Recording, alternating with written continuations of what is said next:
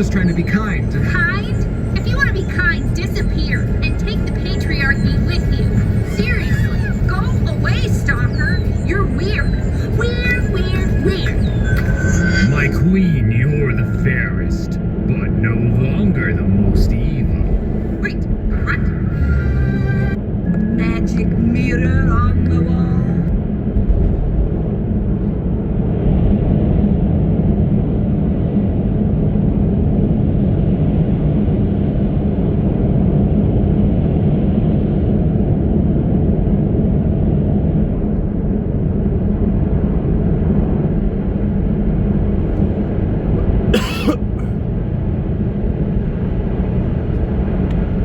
So, we have a nice gentleman from Paris, France, here, who goes by the name of Henry Winter, aka Mr. P. He has done a few things behind the scenes, as well as on the scenes. Being a manager of a well-known duo and another well-known duo, and of a great and quite successful label called Ed Banger. So please give this man a very warm welcome. Bonjour.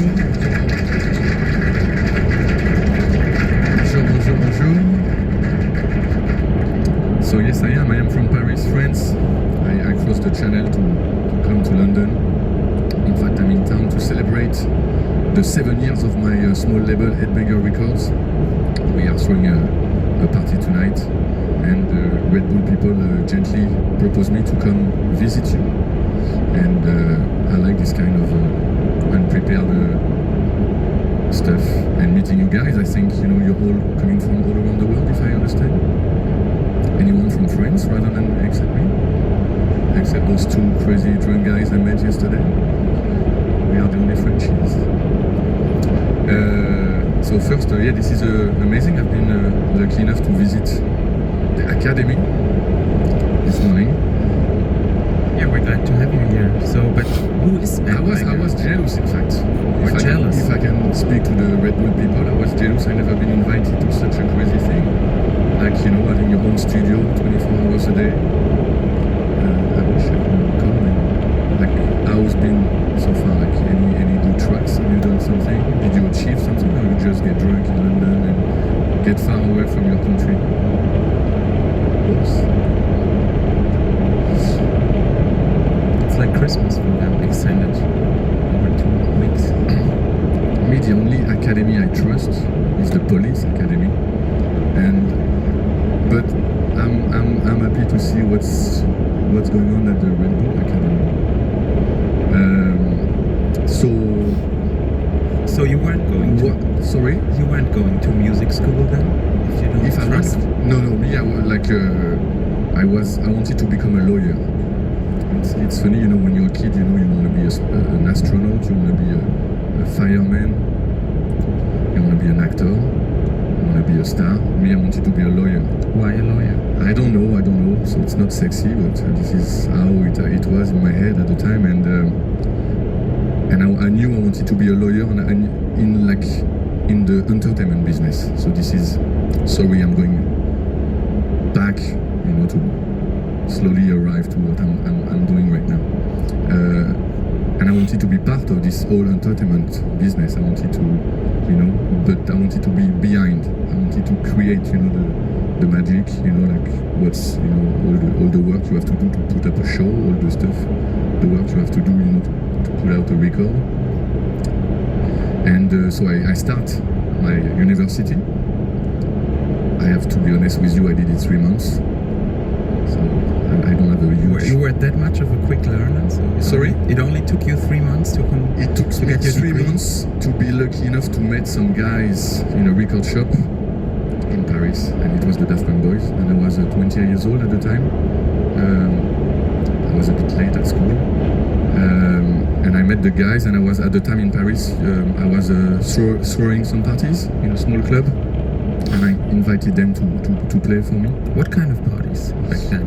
At the time it was in '95, and my life was all about house music, especially New York house music. So Kenny Dope, Louis Vega were my gods. I must have the biggest collection of Masters at Work record, and for those who know Masters at Work, it's kind of hard because those guys, they are like Very prolific. They've done a Really? remix every week, right? every 2 days, man. And especially in '95, and so it was really house music, and you probably know those names, but at the time the guys who were playing in my parties were DJ Gregory, Dimitri from Paris, Philippe Dar of Motorbase, who became Cassius later on, and then two robots, the Daft Punk Boys. So we became friends, and we were 20 years old, the three of us. We are from 1975, and I quit school, like I quit university. It was no point continuing trying to become a lawyer, and at the same time, throwing parties, traveling the world, and trying to learn a job. And I learned the management business, even though I hate this. I don't feel comfortable being a manager. But before we come to the managing part of how to manage a group, what attracted you to that kind of house music from New York, especially because if you wanna be pigeonholing, it's kind of a very different musical style than what people might put you in these days. If you want, we can even go back. In '92, my first rave party in Paris.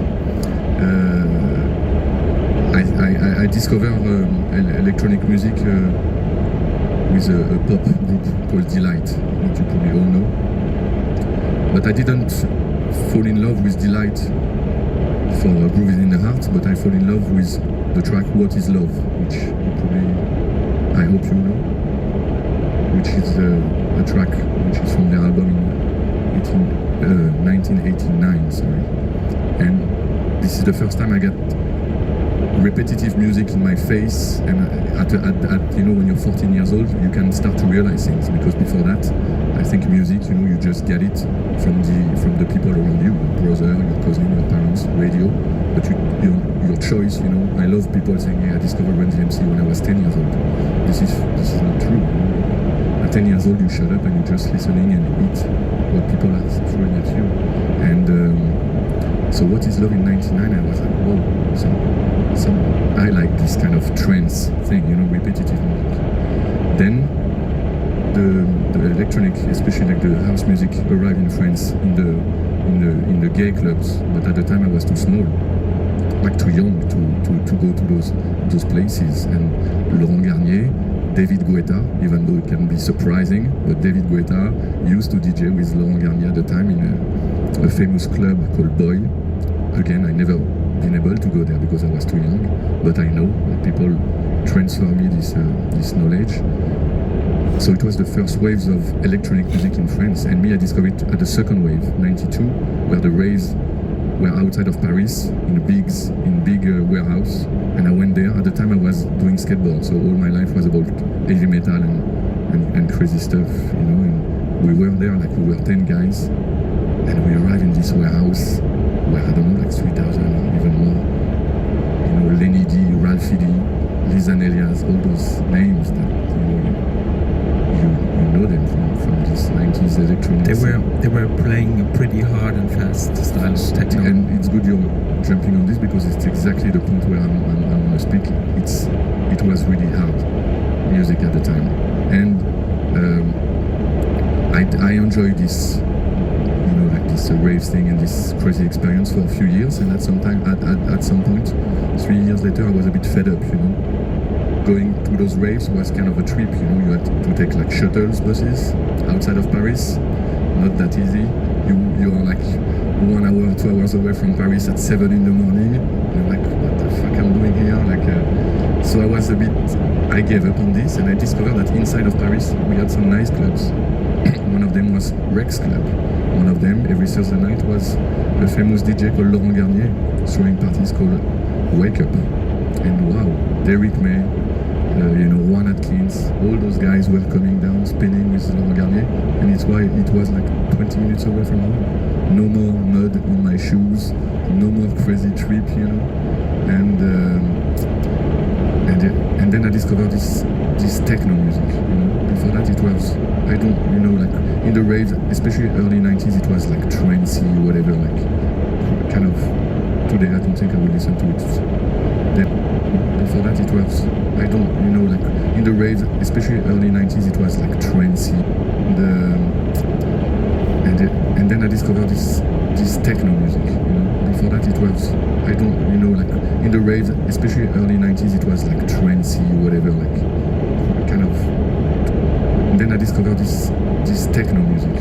Before that, it was, I don't, like in the rave, especially early 90s, it was like trancey, whatever, like kind of. Today, I don't think I will listen to it. Then I discovered techno music, and then from club to club, you discovering those other kind of music, and then I discovered house music. And thanks to, we have a French radio, which is unfortunately nowadays a bit crap, which is called Radio FG, where we used to, it was like a gay or orientated radio, which turns into like a more electronic and house radio. And DJ Deep, which is a very famous DJ in Paris, DJ Gregory, had a DJ show. It was called A Deep Groove, and it was all about house music. And I spent my money buying records, and then I wanted to even be more part of this whole electronic scene. Being you are part of it. I like to say that this whole movement. You are part of it from the dance floor, like people, in the clubs. It's not all about the DJ, the VJs, the promoters. It's about, the people who are dancing. And from dancers, I wanted to say, oh, I want to be that guy. So then I wanted to become a DJ. So 95, I started to DJ. Again, in this whole electronic movement thing. And then from being a DJ, I said, oh, I want to play my own record. So then I started to produce myself. And then, oh, I want to have my own label. On and on, being part of it, feeling, of course, responsible for what we are doing now with Headbanger, but what we were doing with Daft Punk or with the other artists. Really like, throw my whole body into this electronic movement. And do you have any of those old house tracks still with you?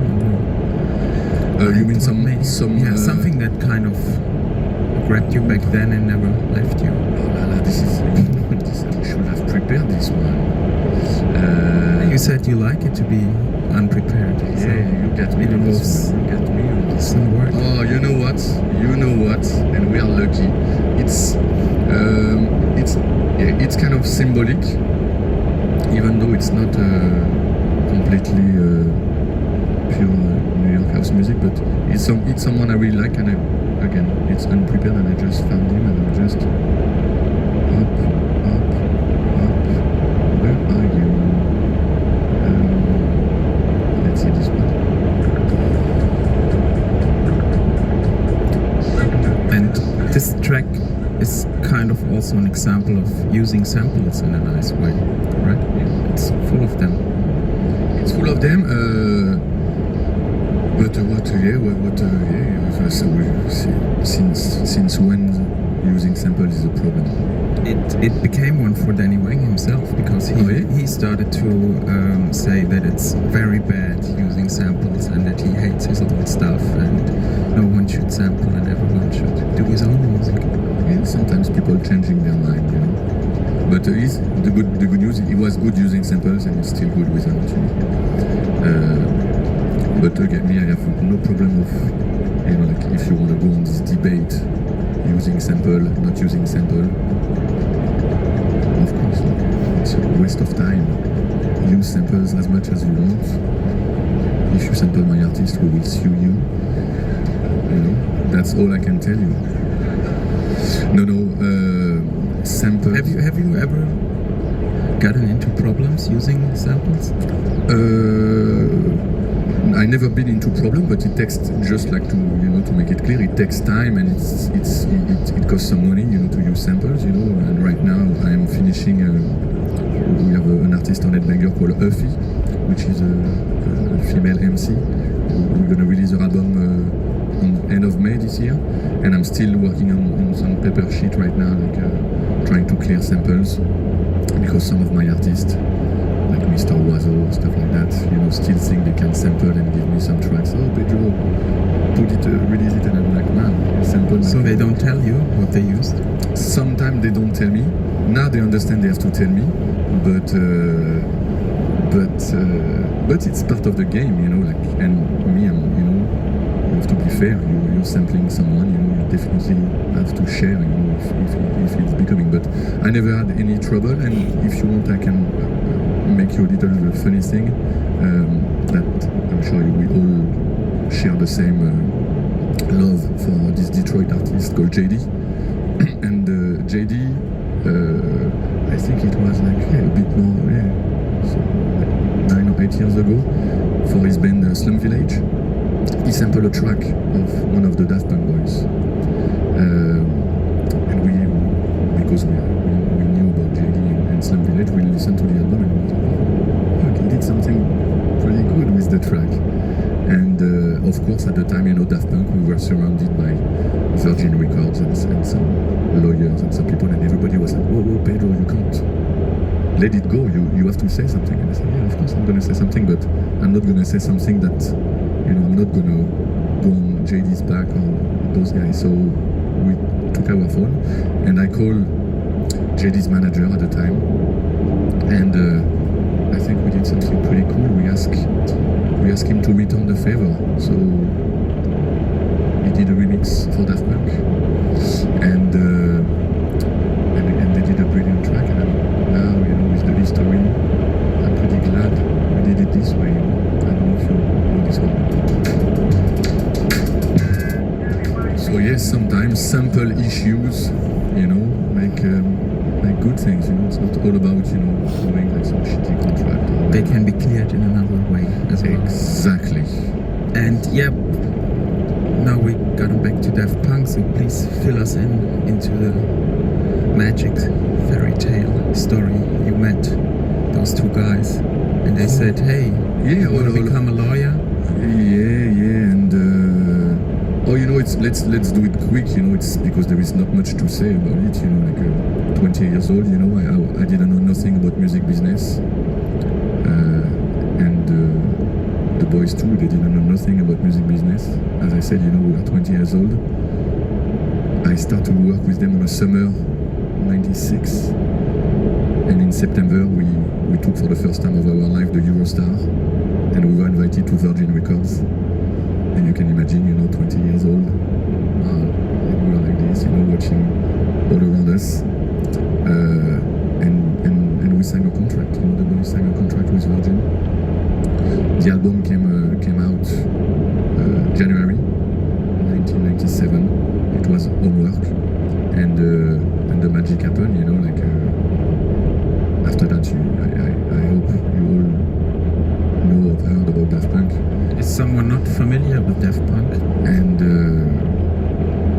And I think, first, the most important thing, the thing I owe them is them being genius. So for that they have to have the full credit of their success. And after that, the intelligence they had is at the time, and it wasn't easy, again for some kids. I really insist on the fact that, the fact that we were 20 years old, and at the time, it's really hard. And I can see you guys, you're young, and when success is coming near you, it's really hard to say no, And I think the secret of Daft Punk is being the king of the no. And in fact, I was the king of the no because I was the one saying no to everybody. And they protect themselves. And we got everybody, from Björk to Madonna to George Michael, to knocking the door. And so what do you do when Madonna calls?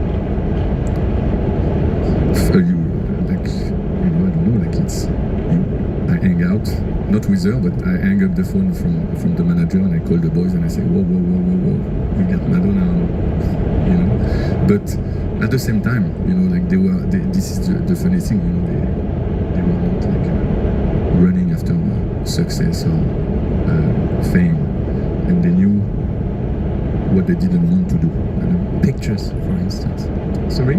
Pictures, photos, for instance, right? What is this? They didn't want to do anything. Oh yeah. Oh yeah, they wanted to protect themselves, hiding. Yeah, of course, yeah. They didn't want to, you know, they wanted to be cool, take the subway in Paris, go to the bakery without being, you know, assault, Attacked. or I don't know, you know, something like that. So they knew what they didn't want to do, and they knew what they wanted to do, and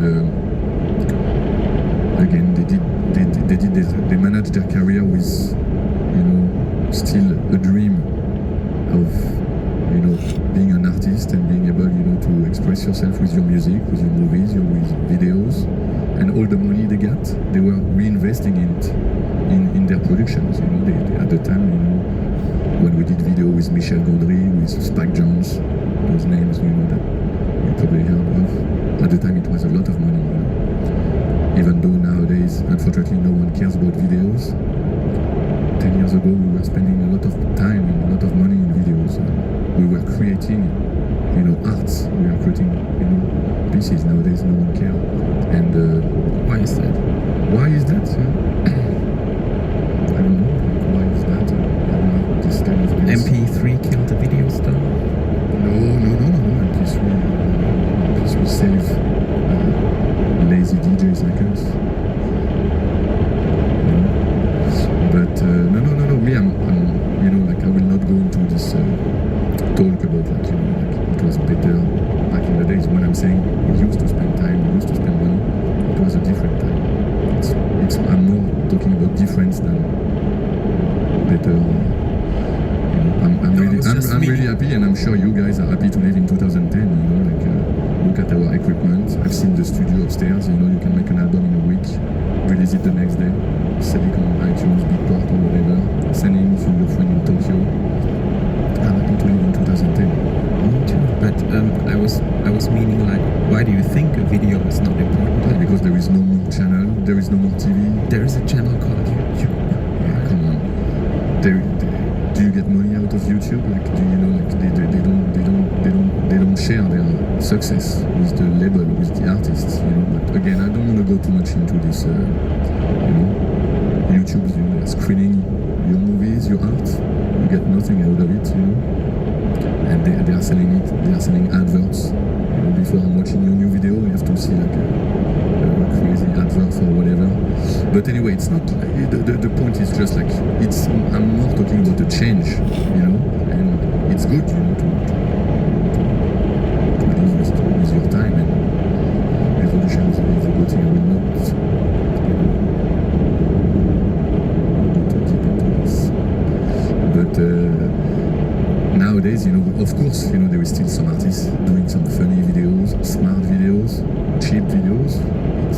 It was just a different time. But to go back on Daft Punk, they were reinvesting all their money and got, you know, the success they deserve. And a good thing also, they were rare. You know, like they didn't run after fame or success, so they took their time. And again, as we are into an academy, we have to pass, you know, the knowledge to each other. And me, as an adult now, well, fuck. I keep telling my young artists on Headbanger to take their time. You know, we are not in a rush, and time is good. You know, like to avoid mistakes, of course, and most important to get better. And Daft Punk, they release only 3 albums in like 15 years, so it's kind of a slow production processes, but at the same time, you know, they achieved doing videos. And for those, I don't know if any one of you were at the Daft Punk live show in 2007, 3 years ago, with the whole pyramid and all light shows. This was pretty a crazy crazy thing to put up together, you know. And again, they touched down with this, you know. Was there a certain moment from like meeting those 2 guys in a record shop to when you realized, oh, there's something going on? I mean, like listening to one of their tracks in a club or something, or was it just a Eurostar to London? first, an important thing, I was a fan. Like even though they just did 12 inches before I know them, but of course, New Wave and The Funk were two tracks of Daft Punk. I was like, oh, I was blown away when I listened to it. So then when I met them, of course I had something to tell them, like, oh, you guys did, and it's, you know, Daft Punk, it was in 95, and at the time, again, it was kind of a, you know, 109 BPM track, kind of, you know, George Clinton getting, you know, like a grunge George Clinton track, you know, like no one knew what it was, you know. Do you want to play, because I remember you wanted to play Daft Punk? Yeah, if someone wants to hear it. For those who don't know. And you know what? I'm sharing something with you. This is the kind of track when nowadays, when I'm DJing, people are singing it. You know? Huh? They are singing, you know, they are la la la. And it's always impressed me, you know? I was singing it yesterday all day. Yeah. Under the shower.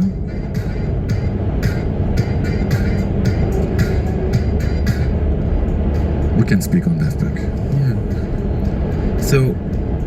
So yeah, I was a fan, and then being part, like, you know, having the chance, you know, I had a really nice Chinese meal with Thomas of Daft Punk, summer '96, and he was like, oh, you know, like, we are in the studio right now, you should come check it out, and we're gonna need someone, like a right-hand man or something. It wasn't really like a manager at the time, because neither them knew what was a manager or whatever, and they told me like, yeah, do you want to join us?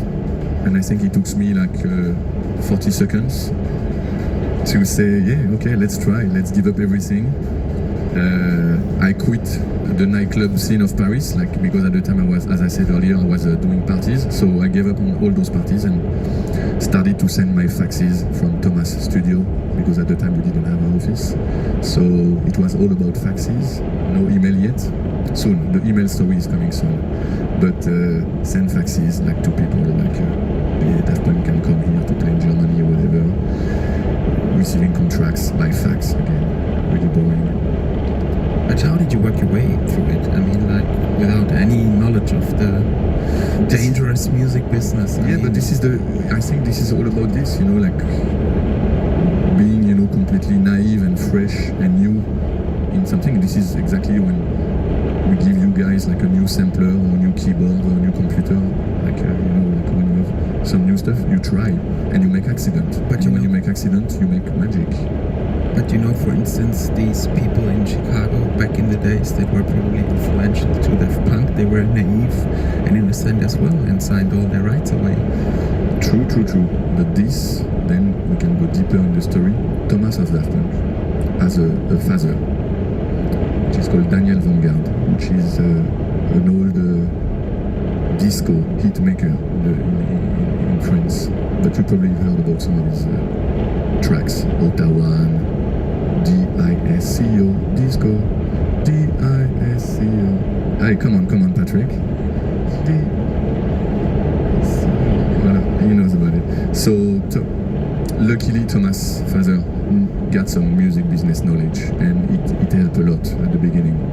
So, to avoid, you know, signing crazy contracts or make bad mistakes at the beginning. So this is something important. But after that, as I said, you know, we didn't know nothing, and signing with Virgin, and especially a man called Emmanuel de Bertel, who used to run Virgin France, who believed in Daft Punk, and had some different approach of music business. This makes the whole thing, and as I said also earlier, Daft Punk wanted to change the game. So they proposed some different ideas, they proposed a different contract, and on, like, by trying to make things move, even though we were that small in the game, you know, we were the little sand thing that makes things move. And also there is the luck fact, being lucky to arrive at a moment where electronic music crossed the border, you know, because nowadays, of course, no one really realize. I don't want to go too much also in a sad thing like back in the days techno was like a forbidden music or whatever. Of course it wasn't like it was before that, but still in 96, 97 electronic music wasn't as big on the radio, as big on the TV shows, it wasn't, we were still close from the early years where electronic music was still the devil's music or the gay music, like it was really like something that was not accepted Nowadays, like you're opening the Olympics with David Guetta and stuff like that. So Daft Punk, Chemical Brothers, Prodigy, all those, bands Kurwa mać, skurwysyny pierdolone. push, the boundaries a kurwa bit further zblokowały, ty. and make electronic music Ale become mnie more kurwa pop. zblokowały. Yeah, no and what do you think pierdolone. was so pop about Daft Punk that you can't sing it along even without lyrics? Exactly. That you can sing it alone, and again, like a question of time, a question of time. Like before that, it was maybe like I don't think Daft Punk is more melodic than Derrick May or stuff like that. It was just a question of time, and we're gonna speak about it later with Ed Banger, what I've been doing for the last years with Ed Banger. Like sometimes, again, luck, you are at a crossing of time where you are at the right point, and luckily Daft Punk, with the help, of course, of Virgin Records at the time, because we have to be true, like having such a record company behind you, helps, to break boundaries. It's not something we did alone. But I know I'm kind of obsessed with pictures, but what did they say about the method of not having That's a good question, because as you can imagine, a record label having an artist saying, I don't want to do any promotion, I don't want to do interview, I don't want to do pictures. The record company, they wanted to kill themselves, They are spending millions, like I want you to be number one, but you want to hide what's wrong with you. But after few meetings and fights, of course, they understood the point of view, and they respect that. And in this case, this is why we have to be, cool to Virgin. They were smart enough to trust the band who had a vision. But it wasn't like this idea of hiding themselves wasn't like a marketing thing or whatever. It was just, they didn't feel it. It was, again, a naive and fair thing to themselves. And it's nice that you have them in their robot persona toys. Yeah, now I have toys of them, yeah. Yeah, because I quit Daft Punk management like a couple of years ago now. Yeah, speaking of time, I mean, obviously... I spent 12 years with them. And I like to say that I feel the fact that when we split together, it was more like, when you are 18 years old and your parents are looking at you and say, it's time to have your own place now, And I felt a bit like that with Daft Punk. It was about time, and I wanted to start some other things. So you still visit your parents from... I'm still visiting my parents. Those bastards are living in Los Angeles now, so... Los Angeles, big houses, big cars, you know what I mean, huh? They're living the dream. We are far away from the, the good old days when they were punk. If you're watching Daft Punk, no, that now you know what, they are enjoying life and they deserve it more than anything. Of course, I'm still in touch, and I'm most important still a big fan. And I'm looking forward to listen to what they are doing for Tron. They are doing the soundtrack for Tron. Disney is spending millions of dollars, and they are smart to have the idea to call Daft Punk to do the soundtrack. So I'm looking forward to it. And what else? And that's it. I think we could close down the Daft Punk chapter with a big hola to Daft Punk. And yeah, what did you do when you left your parents' house? When I left my parents, I had an idea of setting up, because as you can imagine, spending some time with Daft Punk is it's like living with a giant magnet, and I was keep receiving, music or artist wanted, I want you to be my manager, I want you to do this, and it was way too much. But out of those, It was like Facebook before Facebook started. wow, good one. It was Facebook. Everybody wanted to become my friend, and at the time we didn't have the auto accept, thing. So, but out of those guys who tried to contact me, I met a guy called Mr. Flash, which was a hip-hop producer from France. And he sent me some tracks and he said, oh yeah, Pedro, I want you to be my manager. And that was at the time where I was like, no way, no more. I'm gonna do something. And I said, oh, you know what? And it took one day. I don't know, it was a Thursday, and this Thursday morning I didn't know we'll set up a label. And I said, oh, I'm gonna put out your music. And I put out a track called Radar Rider, which is a pure hip-hop instrumental track. Really like in the DJ Shadow, to give him respect, DJ Shadow kind of big opera instrumental hip-hop. And I put it out on the first Headbanger. My friend Philippe Zdar of Motorbase gave me a B-side. So I put out this first Headbanger without knowing what I was doing. It was 2003. All the French labels were closing down. Every major company was spending millions in trying to get a new Daft Punk. UK people were still dreaming of disco filtered house. And me, I wanted to think something new, something different. And during a famous cheese party, I was invited to a cheese party. I met two guys, two young kids. To a cheese party. To a cheese, yeah, I'm French. Respect, like I'm respecting you guys, from Norway or whatever. Respect my Frenchy style. We fucking eat cheese like pork, and even worse, melt cheese. And it's hot, fondue, raclette. So anyway, we were on a big table. I was surrounded by younger kids, and two of them, one little Chinese and one curly hair, At the end of the dinner, they approached me, Pedro, can we make you listen? We are making some music. Can you come in the room? And I went in Gaspar's room, and they play me Never Be Alone, We Are Your Friends. It was 2003. And I told them to come to my office the next day. And I think 3 days after that, I was playing in a French club that is closed now called Pulp. I don't know if you guys been to Paris too. Pulp was like a place where people like Chloe and exactly, like all the Kills the DJ were doing parties. It was like Yvonne Smag was playing. It was a lesbian club at the beginning.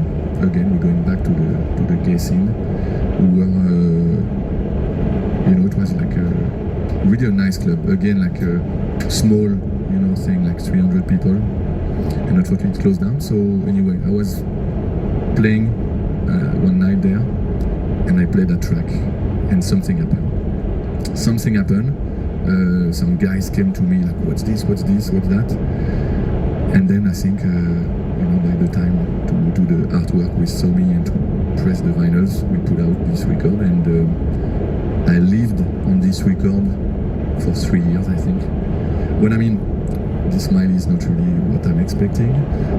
When I'm saying I'm living, I didn't live with the money out of it, because you don't make money out of, even though you're selling 5,000 vinyls, you don't make much money out of it.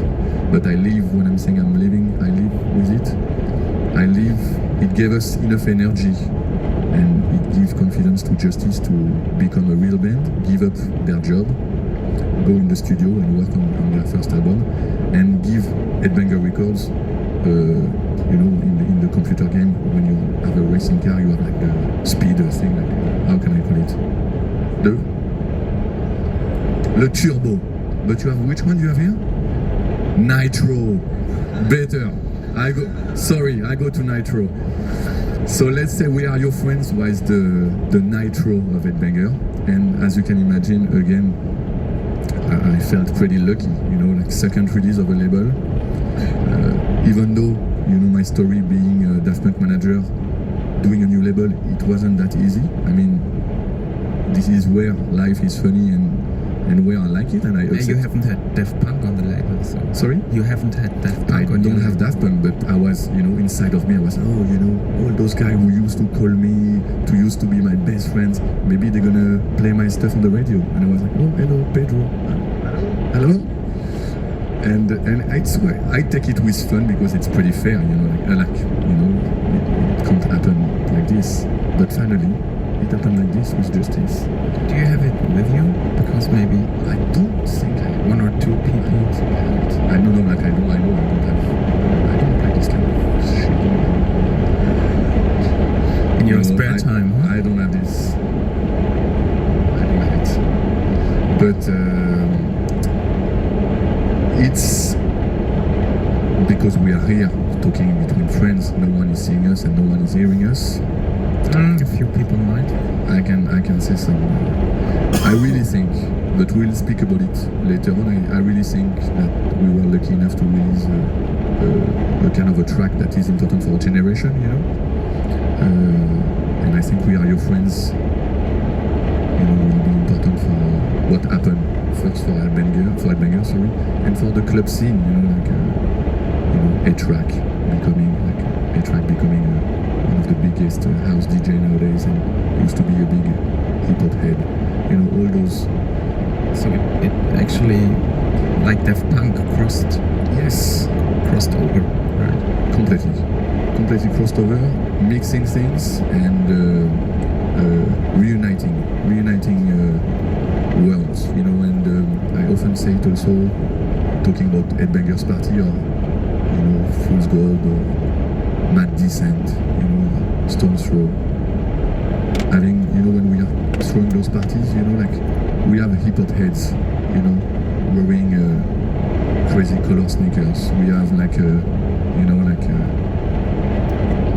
indie kids ready to rave, all these kind of mixed things, and I like being part of this. What's your theory, like having those indie hip-hop backpackers going mad to these tracks? When thinking, those guys are usually too cool for school, and then they totally. Again, it's a question of time, and they were too cool for school maybe, but now they want to party, and this is maybe another thing I'm trying to tell to my kids, like, enjoy life as much as you.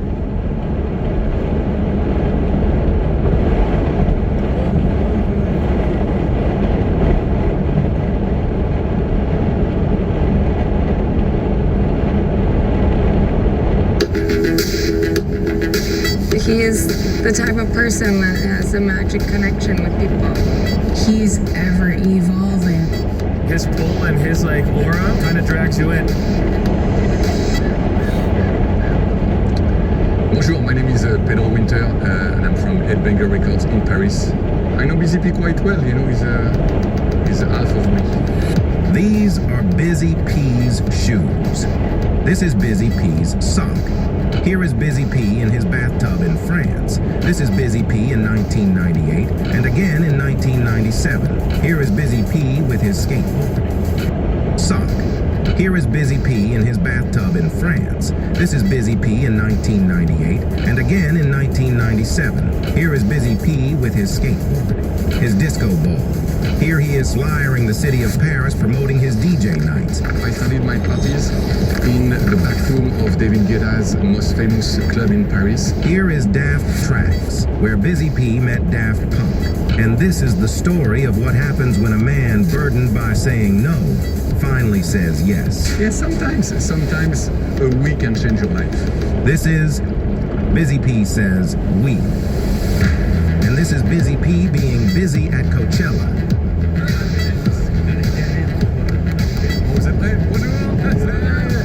A-Track is in the house. Where is it? It's which tent is it? It is here. We need to get stickers in there, okay? To bring friends, On a fini ça. Et là maintenant, bureau là, s'il te plaît. When Ed Banger came on the scene, it was exciting. They infiltrated not only Coachella, but music culture in general.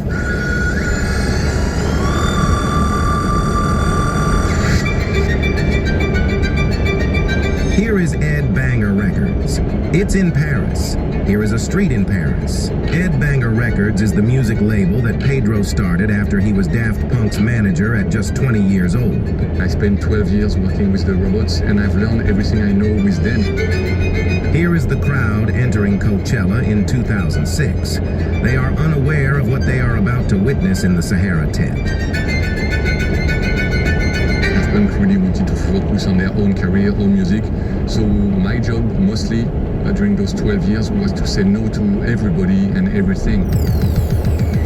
But to get to this took a lot more than cool helmets and hard drives. It even took more than persistence, more than passion. What it took was magic. You can't control magic, you can control the work, you can control, the budget, you can bring as much people as you want. Magic, is something in the air. Magic is, something that goes, with the environment, with the dust and the sun and the wind, and of course the heart beating of the people in the crowd. At the same time that Busy P was busy saying no, the staff at Coachella were busy themselves. I was a one-woman box office operation. I sent and administered all the offers. I did the guest list for Coachella, which is insane. It was that time of the year where they needed to start locking in bands to perform at the upcoming festival. With Coachella still being relatively new on the scene, getting artists to say yes was not always easy. We would kind of roll the dice and think like, well, let's give this one a shot. This is a stack of mail. This is a copy machine. This is a fax machine. And this is the email that was sent by Coachella to Daft Punk's agent in 2006, hoping they would consider performing after a 10-year hiatus. This is the offer we sent for Daft Punk. As you can see, it is a one-page offer, and after we sent this offer, they had 30 days to let us know if they wanted to come and play the show. This puts Pedro in a tough spot. But then I received one day an email from Jerry Gerard, which is a Daft Punk agent at the time. Oh, I have an offer from Golden Voice. They're doing this cool new festival, Coachella. It's going to be like the 6th edition. Trust me, it's a cool festival in California. Does he politely say no as instructed? Or does he present Daft Punk with the news in hopes of them saying yes? Most of the time when I was receiving proposals for Daft Punk, I automatically, sometimes I didn't even speak with the band. 100% of the time they turn it down. They were always on the wish list. What's the worst that can happen? I immediately called Thomas, I remember, and told him, okay, guys, I need to see you. I received a serious email with a serious offer. We just had to kind of cross it off the list. We sat down a few times. We really didn't want to know. We really wanted this one to happen. Paul had been trying for a long time to get them to play. And one day Paul said, I don't want them to play. And then they called me back. Let's reply. We're interested. Paul calls me and goes, dude, I think we got Daft Punk. They said, okay, let's take the challenge, let's accept the offer, and let's make the best out of it, and let's spend 100% of the budget into creative ID. With Daft Punk finally having said we, the team challenged themselves with the task of creating a live show that had never been done before by an electronic artist. They came up with this amazing idea of the pyramid. It was so amazing, it was like, holy shit. I know that there was going to be aggressive production. Our production manager, Wiley Daly, he would set it up pretty crazy in there. I guess I'm the mayor of the Sahara tent. People ask me where they got the design from. This is Wiley Daly, etc., etc. There have been many origin stories about how Daft Punk came up with the pyramid concept. And here's another one of them. The US dollar, the ugliest currency in the world. There's the pyramid, there's the top, and there you go. That's what I tell people. As a joke. I don't know if that's where they got it from. We will never truly know, but what we do know is it was a real artistic challenge. They took a risk, to bring this band back in the desert.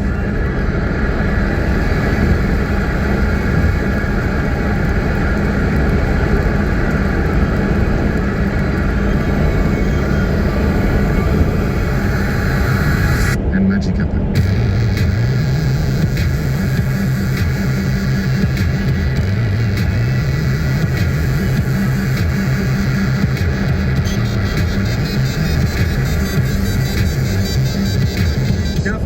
those things that nobody knew at all what was going to come. Nobody knew how amazing it was going to be. And people showed up and lost their minds.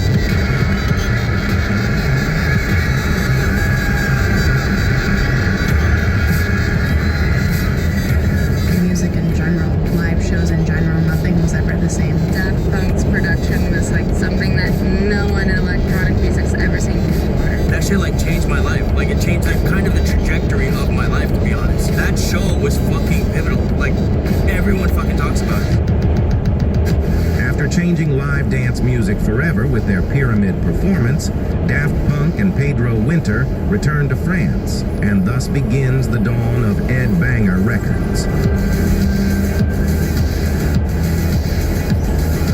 I studied at Banger Records because I wanted maybe to have more control of what I could do artistically. Electronic music gave us this opportunity, you know, to cross the boundaries. We didn't want to be strictly French music, you know, we wanted to be worldwide music. And Ed Banger did just that with a band called Justice at Coachella the very next year. And the year after that. And again in 2012. And 2017. And once more in 2024. All the while bringing a host of Ed Banger artists, including Busy P. So let me introduce. My name is Busy P, and I'm representing the Ed Banger Records family from Paris. Of course, last year you met the Justice Boys. Yes. The Trillion Souvenir. Etienne, this is here. Tonight. Oh, okay. Let's talk again later. Let's go see DJ there. Now, imagine if back in the day, Pedro would have followed the rules of no and not the magic of yes. If he didn't let Thomas and Guy know about the Coachella offer, there may be no epic Pyramid show, no follow-up show with Justice, no Cross. There may even be no Ed Banger Records, no Ed Banger family, no Coachella for Pedro to come back to for years to follow, and no family tree. This is pretty much like a family tree. This one is the poster of 2008. My dad, Puffy, Busy P right here, A-Track, Kavinsky, Sebastian. Coachella family tree, that's the thing, that's the word. Because nothing happens when you say no. The magic is in saying yes, and the we is in Busy P.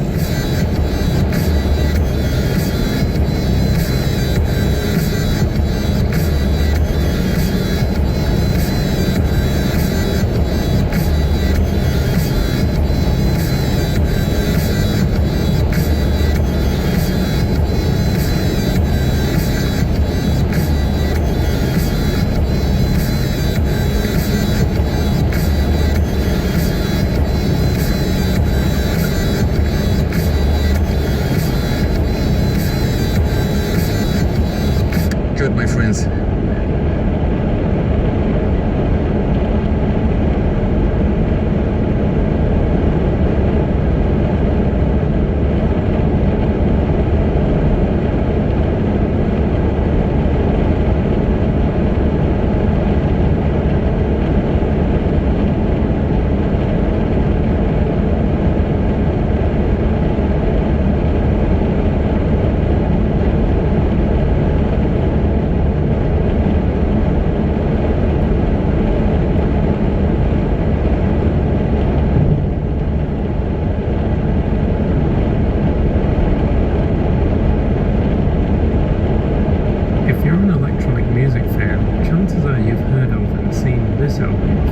Alongside their now classic albums, Daft Punk put out 2 live albums, Alive 1997 and Alive 2007, both of which were like a collection of their discography up to that point, with mashups of many of their songs, with new live elements thrown in the mix.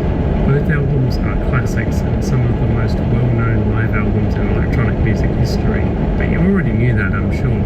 What you might not know is the show Daft Punk made in 2007 that this album originates from, or more specifically, the gear they used to play these songs live.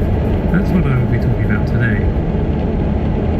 In more recent years, good recordings of Daft Punk's Alive 2007 show have been getting upscaled and remastered by fans, as the technology for upscaling has significantly significantly improved, especially with the advancements in AI. The show can now be watched in glorious upscale 1080p, showcasing the iconic pyramid, the hexagonally gridded lights, and the massive crowds, which I'm sure many of us are very jealous we weren't in those crowds in 2006 and 2007. The one thing these recordings don't show, however, is the inside of the pyramid. That's what we'll be looking at today. Some of you may recognize this image, which is probably the clearest image of the setup with short descriptions of what each part of the setup does. While the titles may be wrong and don't match the equipment, the descriptions under them are correct. In this image we can see that they use a couple of supercomputers running Ableton Live 6, which they controlled using the Behringer BCR2000 MIDI controllers either side of them. Presumably they each had a screen that they could control, but both were running the same Ableton project side by side. Using these controllers, they were able to control effects such as EQ, filtering, and distortion, as well as transpose the songs to a different pitch and trigger loops and samples. Alongside controlling Ableton, the duo each had a rack-mount pair of Mini Moog Voyager synthesizers. These things have been discontinued, and you'll be lucky to find one secondhand for less than $3,000 to $4,000 US, and Daft Punk had 4 of them. Presumably the Mini Moogs had presets of some of their synth sound.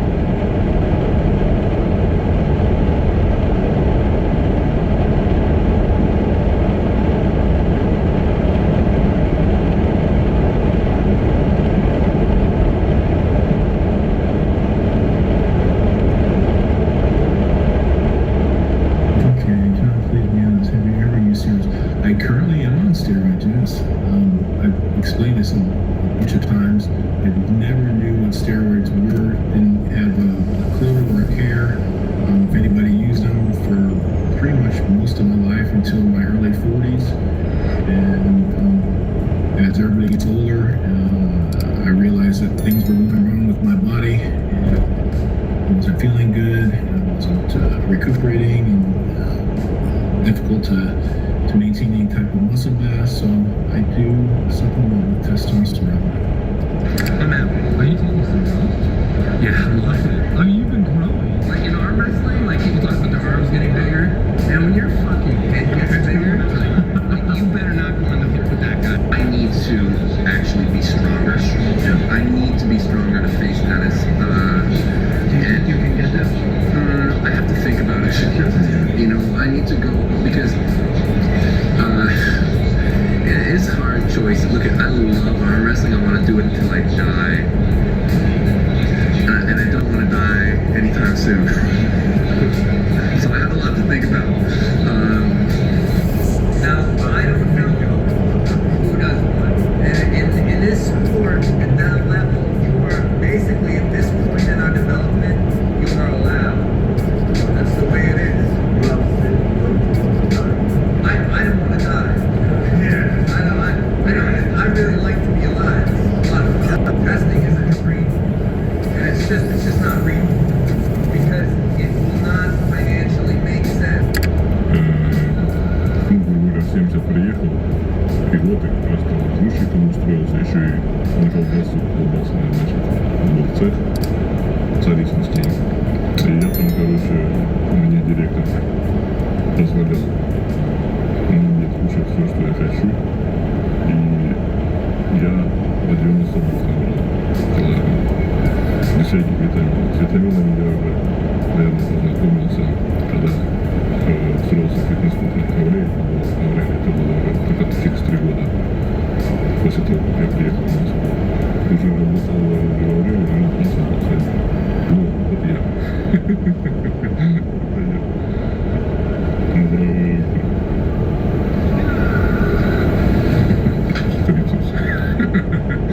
I'm gonna say right now, you would die if I told you what he's using on a regular basis. For steroids? Yeah, it's insane.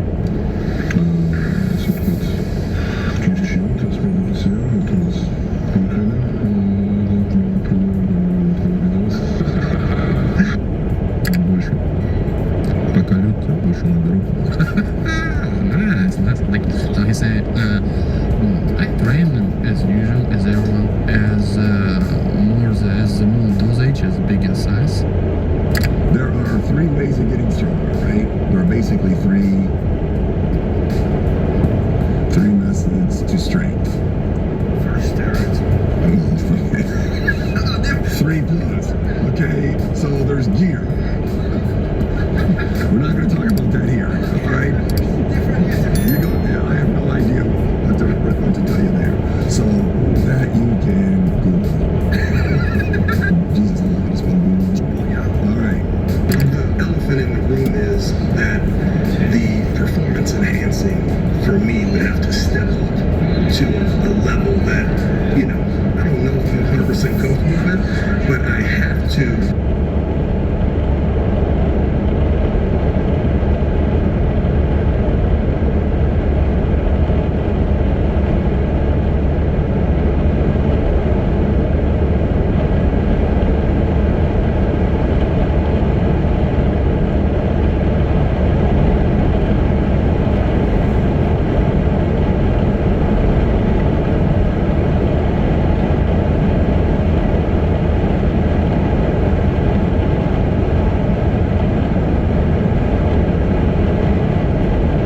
Książulo zdecydowanie odpowiedział właścicielowi kebabu, pokazując wiadomości, jakie od niego otrzymał. Krzysztof Stanowski przeprowadził kolejny wywiad z kandydatem na prezydenta, któremu dużo lepiej poszło zbieranie podpisów. Alan Kwieciński wystosował kolejne oświadczenie, tym razem mające na celu chronić osoby mu bliskie. Kolejny program Fame za nami i został już tylko tydzień do gali. Wczoraj Książulo po ponad miesiącu odpowiedział na dramę związaną z kebabem dla dzieci. Wizyta youtubera w Bydgoszczy i ocena lokalu Carat Kebab ciągnie się za już dłuższy czas. W grudniu opublikował materiał recenzujący posiłki w tym lokalu, który mimo wszystko nie był negatywną oceną samych potraw, natomiast wskazywał na małe porcje, spore ceny i skomplikowane menu właśnie pod względem wyboru wariantu posiłku i wiążących się z tym dodatkowych opłat. Następnie po ponad 2 miesiącach temat powrócił za sprawą właściciela tego lokalu, który poinformował, że oceniana negatywnie mała porcja wynikała z zamówienia po prostu kebaba przeznaczonego dla dzieci. Właśnie, Książulo, fajnie, że do nas padłeś i oceniłeś. Mówisz, że mały kebab, mało mięsa? Tak, bo zamówiłeś mały kebab dla dzieci, 70 gramów mięsa. Dokładnie ten. Nasza obsługa ci go odradzała. Rekomendowaliśmy ci ten kebab, 150 gramów mięsa, średni. Wybrałeś mały. Średni 150, mały dla dzieci 70. Jest różnica? Od tego momentu minął ponad miesiąc, natomiast całkiem niedawno właściciel lokalu ponownie odniósł się do wizyty Książula. W ubiegłym tygodniu na TikToku Carat Kebab pojawiło się nagranie w zdecydowanie innym stylu, o czym może świadczyć również informacja: dziękujemy panie Szymonie Książulo za konstruktywną krytykę, a właściciel w samym nagraniu poinformował o wprowadzonej zmianie właśnie pod wpływem sugestii Książula. To jeden sos, 5 zł za drugi sos. No właśnie, Książulo, załatwiłeś dla całej Polski od teraz do każdego kebabu zamiast jednego 2 sosy za 0 zł. No i tutaj zaczyna się odpowiedź Książula, która nawiązuje m.in. do tematu zmian, które nastąpiły w lokalu. No i okazuje się, że youtuber już wcześniej miał styczność z tym właścicielem, ponieważ w przeszłości, nagrywając najgorzej ocenione lokale w kraju, odwiedził pizzerię w Elblągu i pomimo słabej oceny lokalu i bardzo krytycznych komentarzy, to recenzja Książula miała wskazywać, że w jego opinii przygotowane tam pizze są po prostu dobre. Rok później odwiedził z Wojkiem lokal w Żyrardowie w celu nagrania spożywania nietypowego burgera z robakami. Na miejscu uzyskali zgodę właściciela na nagranie procesu przygotowania wspomnianego burgera, a właścicielem okazał się być właśnie szef Carat Kebab. Książula opowiedział całą historię po to, żeby wskazać, skąd w ogóle ten właściciel miał do niego numer telefonu, ponieważ 24 stycznia otrzymał od niego wiadomość, a numer miał dlatego, że właśnie kiedy chcieli testować kebaba z robakami, no to dzwonili do właściciela. Natomiast wiadomość zawiera zdjęcia nowego menu i informacje o wprowadzeniu 2 sosów zgodnie z radą oraz, to ciekawe, modyfikacją oznaczenia małego kebabu. Jak widać, z tym się zgodził, bo wprowadził darmowy drugi sos. Kolejna rzecz. Kebab mały, z kapslokiem mały, to też jest istotne. 70 gramów, bo wtedy tyle było mięsa właśnie w tym nowym, który braliście, a on był i jest przeznaczony dla dzieci, został odseparowany w menu od regularnych rozmiarów kebabów i dostał dopisek dla dzieci. Czyli, kochani, ten TikTok, którego on nagrał, że niby wziąłem kebaba dla dzieci i że niby ktoś nam go odradzał tam, żeby nie brać, bo to jest dla dzieci, co jest ogólnie bzdurą, nie było takiego tematu. To jest nowe menu. Na tym filmie on pokazał nowe menu, którego nie było, jak my tam byliśmy. Wtedy my to braliśmy jako kebab mały, tam nie było nigdzie dopisku dla dzieci. Ciekawie wiem, czy medialnie udzielający się na TikToku właściciel tego kebaba skomentuje wczorajszy film Książula, szczególnie, że ten na odpowiedź czekał wcześniej 2 miesiące po grudniowej publikacji, co było wtedy zaskakujące. Natomiast patrząc z perspektywy czasu i tych wiadomości, to prawdopodobnie był to też moment zmiany oznaczenia menu. Krzysztof Stanowski zaprosił na wywiad kolejnego kandydata, który zaskoczył go ilością zebranych podpisów oraz sposobem, w jaki to dokonał. Pamiętajcie, prawie codziennie po godzinie 6 rano macie tutaj na kanale takie treści, stawcie lajka oraz subskrypcję, potencjalnie zwiększy szansę, że w kolejnych dniach ponownie wyskoczy Wam na stronie głównej. Od ponad 2 miesięcy obserwujemy zmagania właściciela kanału Zero z wyzwaniem, jakim okazało się zebranie 100 000 podpisów. I wszystko wskazuje na to, że zamierzony cel w postaci kandydatury zostanie osiągnięty. Natomiast wczoraj sam nie mógł uwierzyć, w jaki sposób podpisy zebrał w szybszym tempie kandydat na prezydenta Artur Bartoszewicz. 250 000 do tej pory. Ale w momencie, gdy pan rejestrował, było 160 000. Okej, 160. Zbierał pan 40 dni te podpisy. Zbierałem od 2 lutego, bo 15 została podjęta decyzja o terminie wyborów. 2 lutego umieściłem na stronie internetowej 777.org.pl swój program. Tak więc główny ruch miał pochodzić ze wspomnianej strony, która w adresie ma 3 siódemki, a sukces zawdzięcza umieszczeniu na karcie do podpisów swojego własnego adresu domowego, e-maila i numeru telefonu. I właśnie postawienie na informację o miejscu wysłania podpisów, będącym jednocześnie domem kandydata, daje w jego opinii większe zaufanie dla osoby wysyłającej swoje dane takie jak PESEL. I ta strategia miała zadziałać po prostu błyskawicznie. I zaczęły się telefony. One trwają do dzisiaj. Ja dzisiaj 3-4 razy dziennie muszę ładować komórkę, bo cały czas mam telefon. To ile pan łącznie czasu zbierał te podpisy? Od 2 do 28. Wtedy miałem 130 000. Bo wszystko było dla Krzysztofa Stanowskiego tym bardziej zaskakujące z powodu braku jakichkolwiek rozwiniętych mediów społecznościowych tego kandydata. Bo te konta na Instagramie mają, nie chcę skłamać, 69 followersów i 19. No bo powiedziałem, że jeszcze nie są uruchomione.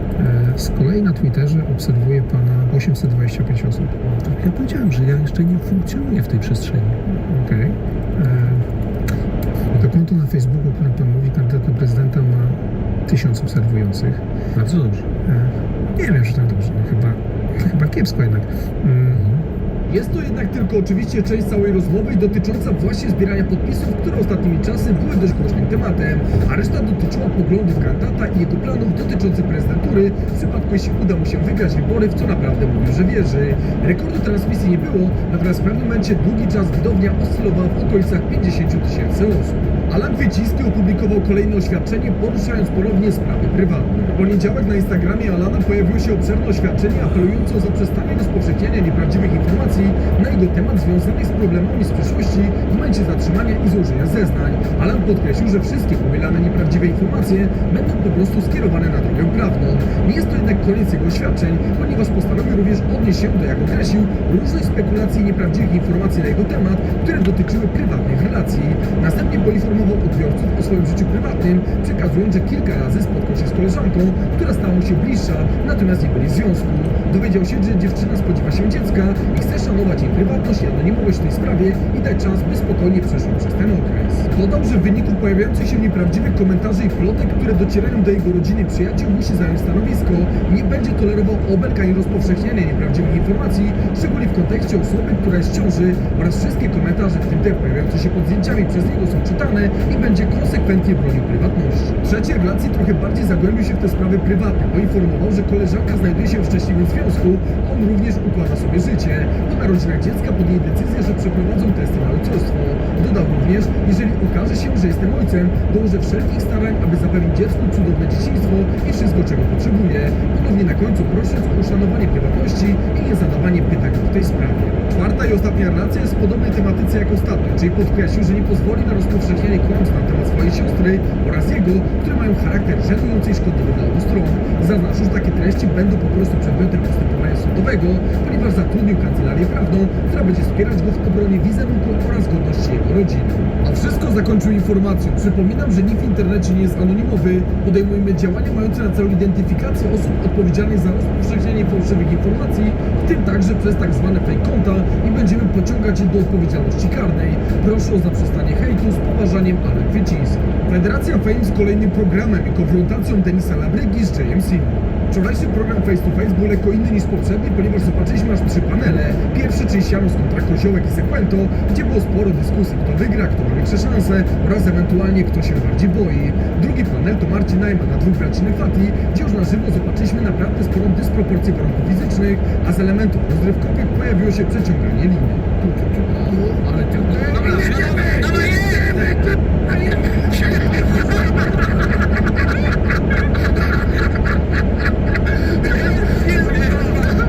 Dwa pierwsze panele zostały przeprowadzone przez Huberta Mściebojewskiego, a na trzeci pojawił się Boxdel, Denis Labryga i Jay Silva. Całość co prawda nie obfitowała w jakieś wielkie emocje, emocje, na co również miała wpływ bariera językowa i fakt, że obecnie był tłumacz. Natomiast trochę więcej emocji po dwóch stronach pojawiło się w momencie poruszenia tematu rzekomego braku regulowania zaległości finansowych przez Jaya. Czy pamiętasz, Jay, jak trenowałeś u nas w klubie? Czy pamiętasz kwestię rozliczenia się z moim klubem za treningi? Nie. I have one experience. Pamiętam tylko jedną rzecz. Jak tam byłem, w trakcie której nauczyłem się wiele rzeczy, ale to tyle. No ja wiem, i to są potwierdzone informacje, że nie rozliczyłeś się z moimi trenerami, a poświęcili ci szmat czasu, przygotowując cię do walki z Tomaszem Sararą na Cloud. Jay natomiast podkreślał, że nie jest to prawda i że sytuacja miała wyglądać inaczej, a Denis nie ma prawa znać takich szczegółów, nawiązując również do tego, jak miała płacić Federacja Cloud i jaką jej umowę. Fragment transmisji został również tutaj wycięty przez głupi prezent, żart przyniesiony przez Denisa na ten panel. Nie będę wam jednak tutaj go przytaczał z wiadomych względów. Na końcu usłyszeliśmy, że Jay waży 95 kg, a jego oponent 120, więc różnica jest naprawdę spora. Pomimo dobrej pracy tłumacza, to jednak niektóre przekazy Denisa po prostu nie zostały zrozumiane mimo wszystko przez przeciwnika. Przynajmniej nie jesteś oddany jak pasterna. Nie, nic nie kumam, ale... Znaczy to tyle w tym miejscu, jeśli się miniatura z poprzednich dni, jeśli nie widzieliście, to was zapraszam. Bijcie podobno w kolejnych doskonale wiecie co robić. Dzięki wielkie za oglądanie, miłego dnia, do jutra, siema.